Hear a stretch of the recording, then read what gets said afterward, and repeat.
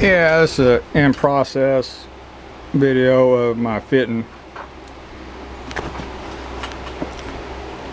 Here's what I got. Got my hose screws cut. Turn this down to accept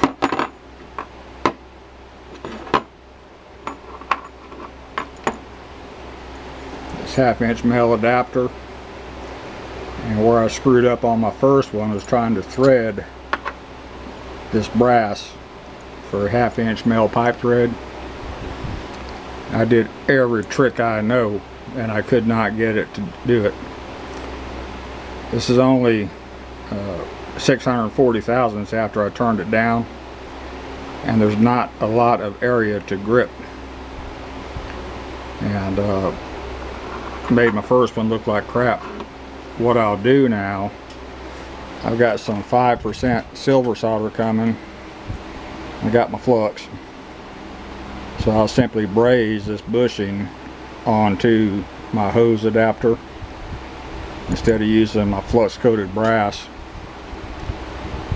The silver solder flows at a lower melting point. It's high strength, and being that it's silver solder, it's 5% silver, the balance is copper and phosphorus. It should be fairly corrosion resistant from that herbicide.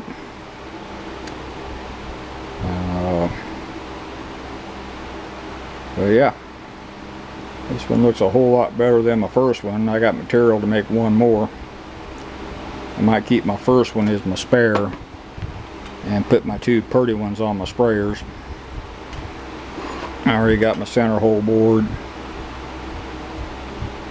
Nothing to that. That's a 1/4" hole. That's plenty. But yeah, it'll change color after I braze it. Nothing I can do about that. But like I said, the silver solder has a lower melting point, so it should not oxidize so bad.